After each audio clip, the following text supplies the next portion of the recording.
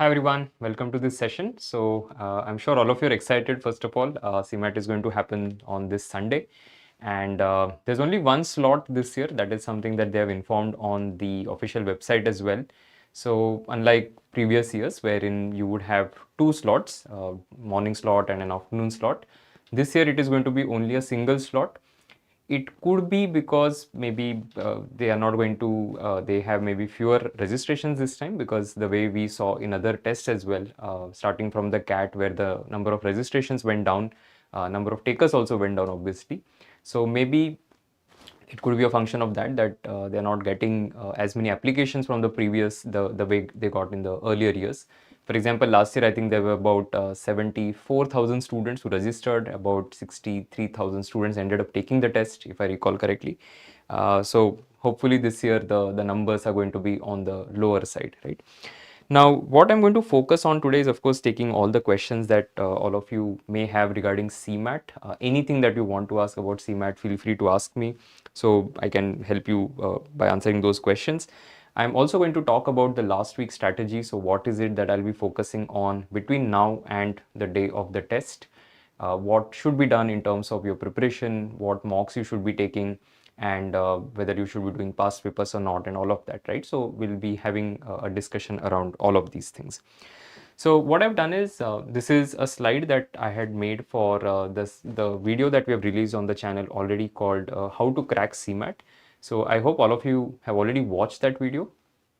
In case you haven't watched it, please spend some time and watch that video, because it contains everything that you need to know when it comes to CMAT, the individual sections, what has happened in the last 3 years. So I've covered the analysis of the last 3 years there.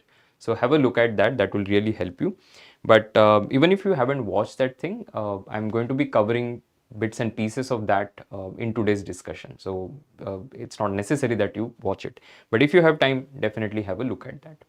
So what I will focus on, of course, in the last few days now that are remaining, right, is I'll firstly look at the areas that are very important from the CMAT perspective. And I'm not going to spend too much time on things like, let's say, GK, for example, because there's no end to that, right? I mean, you can't prepare for GK, let's say, in the last 5 days. So what you need to focus on is, let me rather look at the last 3-year analysis and focus on the questions that are asked the most from quant, verbal, LRDI, etc. And I will focus on them. Innovation entrepreneurship is, I would say, a low hanging fruit. A lot of students don't prepare well for that. But in fact, INE is an area which is the most scoring area. You can, in fact, even if you are just logical and use your common sense, you should be able to answer, I would say, about 12 to 13 questions out of the 20 questions that you get in the INE section. So I'll definitely do INE and I'll focus on the other areas, the typical aptitude areas that are out there, rather than focusing too much on the GK. I'm not saying that you should not do GK. What I'm trying to say is that if you over-index on it, it is not going to help you. So just reading a lot in the last 5 days, cramming things, that's not going to be very, very helpful. Okay. So I will focus on the individual question types that have been asked the most. For example, in quant, you have to focus a lot on arithmetic, in the verbal reasoning, non-verbal reasoning, the areas that are often asked. Just make sure that you're practicing that enough. The question then is, where do you practice it from, right? Firstly, it's a long paper. It's a 3-hour test. So you won't be in a position where you can do maybe, let's say, 2 mocks per day, correct? So let's say Wednesday, Thursday, Friday, Saturday. You decide to take 1 mock every single day. Maybe today also you can add that. So I think you should be able to do about 5 full-length tests before you go for the actual test. Now, because it is going to be a single slot, I think the timing is 9 to 12. Make sure that you take all your mocks, if it is possible, in the same slot, so that your body gets adjusted to the timing as well. So what I'll do is, every day from now, 9 to 12, if I can take 1 mock, it will really help me. The full-length paper can be either a mock test which is offered by, say, IMS in my IMS, you can do that, or you can also do the past papers that are there. The problem with past papers is that a lot of questions end up getting discussed some or the other way, and you may have seen those questions giving you a little bit of false confidence. So instead of that, you should do a mix and match, I would say. About 2 full-length papers, 2 full-length tests from the last years, as in past papers, and 2 mocks that are, let's say, the my IMS mocks that are there, right? So you can do that sort of a combination, but if you want, you can all do past papers as well. That's completely okay. So focus on these. The full length papers are very, very important. And then what you can do is any question type that you, let's say, are not able to solve or you get incorrect, you just do more practice of that particular topic, right? So rather than sitting right now and going through the entire revision of all the topics, unfortunately, you don't have so much time in the last week. I'll rather take that approach where I take a test and then decide what is it that I want to work further on. So take a test, let's say you out of 20 in quant, you get 12 questions correct, 8 questions you get wrong, or maybe you are not able to attempt 8 questions. Then what are these question types? What are the areas from which these questions are? Just go back to the practice material that has been given to you, whether in my IMS or the courseware that you have, and just do more practice questions of that particular concept, or you can just revise that particular topic again before you take the next mock. So your daily schedule will look like one full length paper and then working on these areas that you're not able to answer correctly or you're not able to attempt. Okay. Now for the irony, as I mentioned, it's a super important section. It's a scoring section. A lot of people are able to attempt most of the questions, I would say, and there have been years where people have got 17, 18 correct as well out of 20 or even more. And it is completely possible. So that is why you have these 10 chapters and tests on INE. If you can't read through the chapters right now because that will consume some time, at least do the topic tests that are there. So in my IMS, those of you are my IMS students, in my IMS, go to the innovation entrepreneurship section, at least do the 10 tests that are out there if you're not able to do the chapters. Okay, so priority of course is going to be full length papers, and then followed by that you should be doing the tests that are there of INE. Chapters, I don't know whether you will have enough time to go through all of it because it's a sizable content. If you don't have enough time, just go through the tests that are out there. Okay. For GK, again, you have the current affairs, static GK, but how much time you have right now, not very sure about it. So it's better to just do test. So you have the GK quizzes that are out there. Just do that. That should suffice. But see, with GK, and in fact, it happens every single year that somebody will come and say that I did a lot of GK, but I didn't get any questions from that. See, GK is not like any other area, right? GK is a very tricky thing because no matter how much you read, you're always going to have something that you don't know or something which is completely out of the stuff that you have done, right? So you never know what is going to happen. I at a point of time I used to be very a fan of GK. I used to like GK as a section, but then I realized so in one particular test they asked how many countries participated in Miss World competition, and I kind of lost all my respect for GK section because if you ask me who won the last Miss World, that's still a very good question to ask. But if you're asking me how many countries participated, it's not the best question. So that is why with GK, a lot of arbitrary randomness is out there. You can't bank upon that. You can't expect to get, let's say, 16, 17, 18 questions right out of 20. If that happens, fantastic, right? So people who are good at GK have a very strong advantage when it comes to CMAT as a test. Every single year I've observed that there are people who have done extremely well on the GK section, and just by the virtue of that they have been able to get ahead of a lot of people because GK is not a scoring area, unlike something like an INE where pretty much most of the students will be able to do well because even if you use common sense, you're able to answer those questions. Admit card unfortunately is not yet out. I haven't seen anybody posting about it. I checked the website in the morning today, in fact, and there's no mention of admit card anywhere. Generally, they say it is out 4 to 5 days prior to the test. So by that logic, it should be available by maybe tomorrow. The city intimation is anyway available, so you know which city you're going to be taking the test in. Now, one last thing I would say is very, very crucial is going to be the section order in which you want to take the test. See, because CMAT, I really like it as a test. It gives you ample opportunity and time to do questions properly. Unlike some of the other tests where the time available per question equation is not so chill, I would say, right? So when you look at CMAT, you have 180 minutes, you have 100 questions. The 40 questions that you have combined of INE and GK, right? They're not going to take so much time. In fact, it's going to be maybe a minute per question also if you give. If you take those 40 minutes out, you still have 140 minutes for 60 questions, right? And that's a lot of time. It's more than 2 minutes per question for the aptitude questions that are out there. and that's a lot. So I would say it gives you that opportunity to do questions very, very well. So even if you go a little slow and focus on accuracy, you will be able to get a good score. See, because you're going to have a negative marking, right? +4, -1. So make sure that you attempt a lot of questions that you're confident of. So let's say 16 questions if you attempt in a particular section. You are sure of all 16 questions, correct? So that's going to give you a very solid score. Now you can decide that, okay, do I want to take slightly more risk because I have 4 more questions. Let's say I get 1 question correct and I get 3 questions wrong. Okay, I will get +4 and I'm going to get a -3. So I'm going to get +1. So whether to take that risk or not will depend on how confident you are of the other 16 questions that you have solved so far. So you can take some risk. There have been years where I've marked all GK questions because of the risk reward ratio that is out there. Okay, and I've written about it on the Cracking CET blog.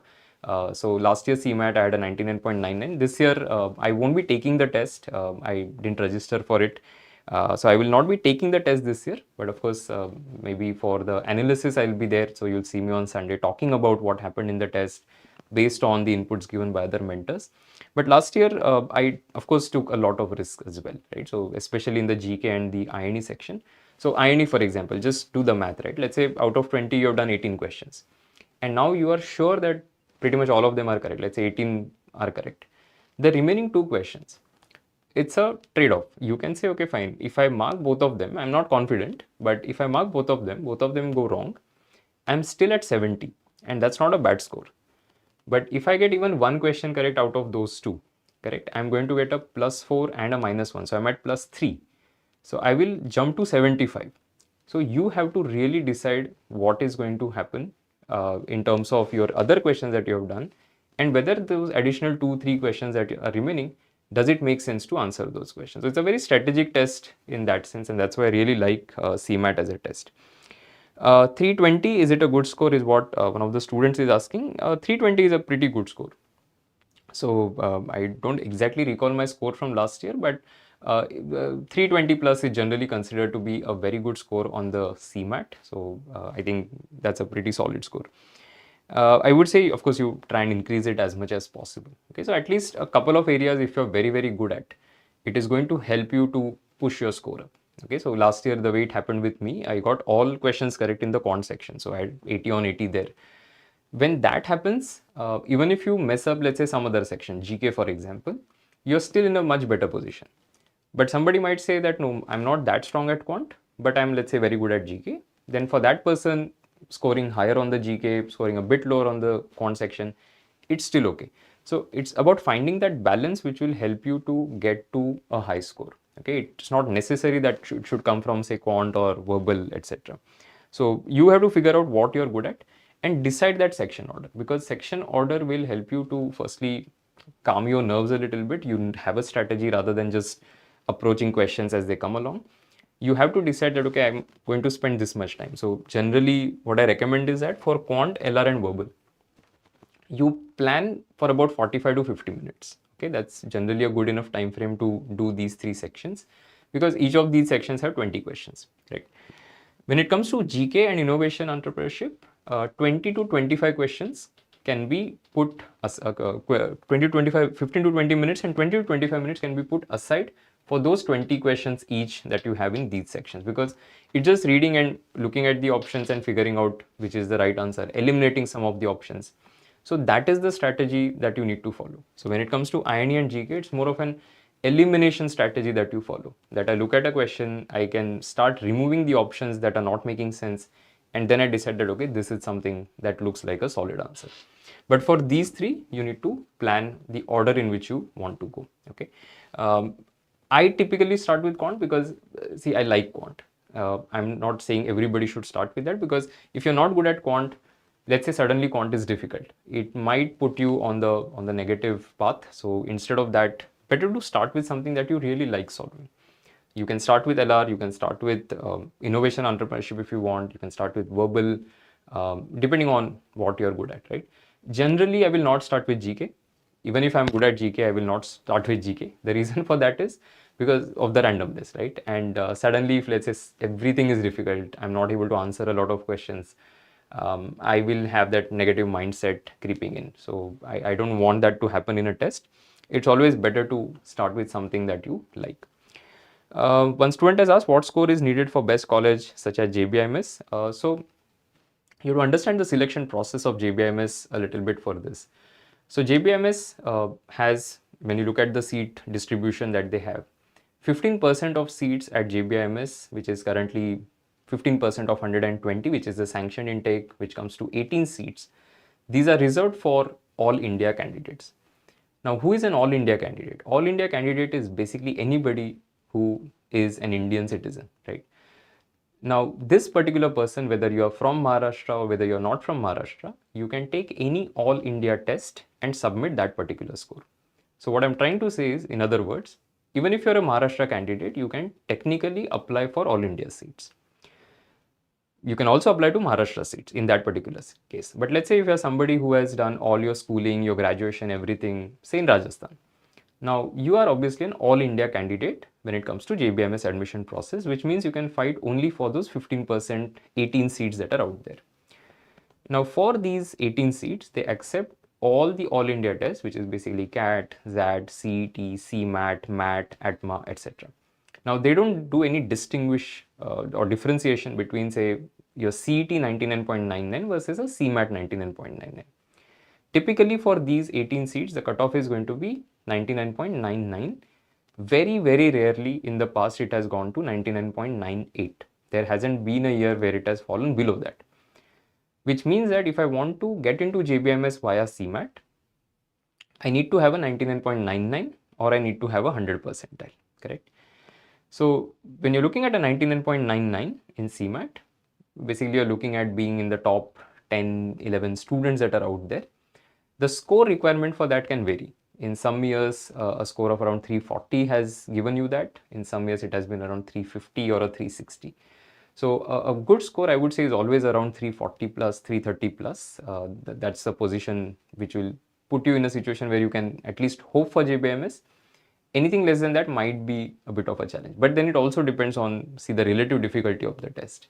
And you never know what is going to happen there. So it's not necessary that every year they are going to have a similar test. So last year, for example, I'll just, because I'm not able to exactly recall the score that I had, but and again, I'm suggesting all of you have a look at this particular thing. So I had a 335 last year, okay, with 80 in the quant section. The split was quant 80, LR 70, VRC 70, INE 70, and GK 45. As you can see, I didn't do well on the GK section. I mark everything because of whatever. Firstly, my score doesn't matter. But if I get lucky on that particular day, I get more questions correct in GK, I can get to a higher score. So with that logic, I end up scoring more. And as you can see, quant I had a 100 percentile. Overall was a 99.99, but a total was 335. Okay. So in some years, as you can clearly see, last year 335 in my slot was enough to get to a 99.99. Now last year there were 2 slots, so remember that as well. And slot 1, slot 2, there could be that difference, right? So maybe slot 1, it's a slightly higher scoring. Slot 2 is not that high scoring. So that would have happened last year, and it did happen last year. This year that will not happen because it's a singular slot. Okay, so all of you will have that level playing field this year. The JBMS conduct GDs? No, so JBMS has 3 2-year full-time programs. There is an MMS program, which is MBA equivalent. Then there is an MSc Finance and MHRD. For MMS program, they have their own the process is centralized admission process. For MSc Finance and MHRD, they conduct their own process for which they do group discussion. For the MMS, which is basically the MBA program, there is no GD. So everything is through the written test. When would admit cards be released? I don't know, but mostly tomorrow is what I think, considering they say 4 to 5 days before the test. All right. So have a look at this post as well. I have spoken at length, written at length about the overall test taking experience of that particular day. So have a look at it. Okay. Any questions, anything that anybody wants to ask? We more or less covered the strategy for the remaining days, but just to give a quick recap to maybe some of you who joined in just now. In the last few days, we are going to focus on full length test taking, and take the test and then figure out which questions you're getting wrong, go back to your courseware or my IMS and practice more questions of that particular area. Have a look at the how to crack CMAT video which is available on this channel, wherein I've spoken about last 3 years analysis for the individual sections, how many questions from which type, from which subtopics, what type of questions and all of that. So you'll have that data. Focus on the frequently asked question types.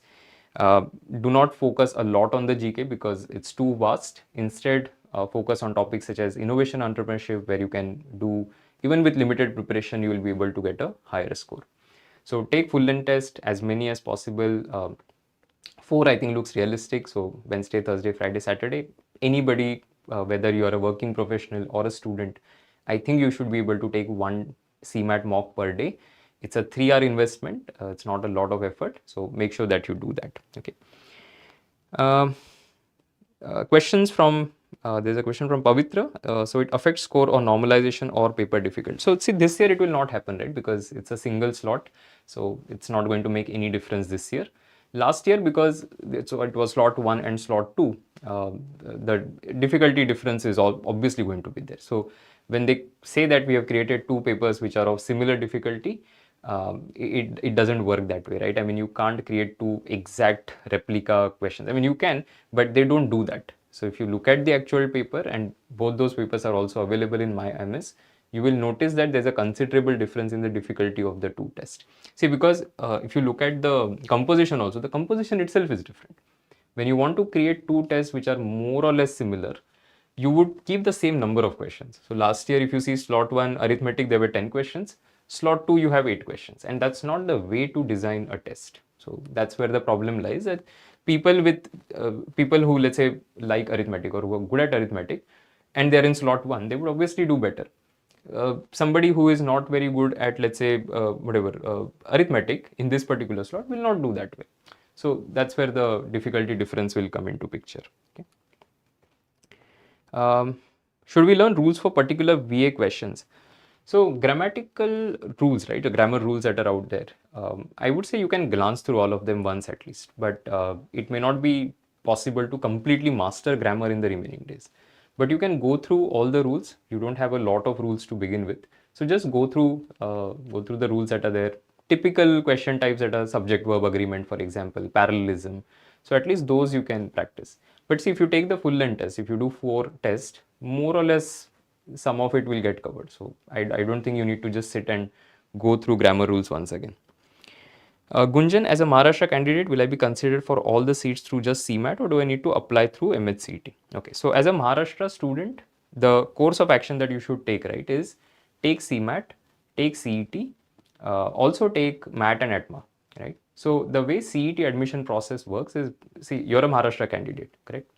Now let's say you get a 99.99 on the CET and you have a 95 on the CMAT, okay? Now what will you do for your admissions is that you will just submit your CET score. You can decide not to send your CMAT score or submit your CMAT score because it's lower. It's not going to help you. But let's talk about another situation. Let's say you get a 95 in CET and you have a 99.99 on the CMAT. Then what would you do? Then you would apply with your CMAT score under All India seat, because there is a chance that you will get into JBMS through that. So it depends on what percentile you have obtained. So right now you just have to take the test. The centralized admission process will not be starting anytime soon. It will start somewhere in the month of June or July. For now, the only thing that you need to do, whether you're a Maharashtra candidate or a non-Maharashtra candidate, is to take all of these tests. Okay. RDJ, apart from JBMS, which college should we consider through CMAT?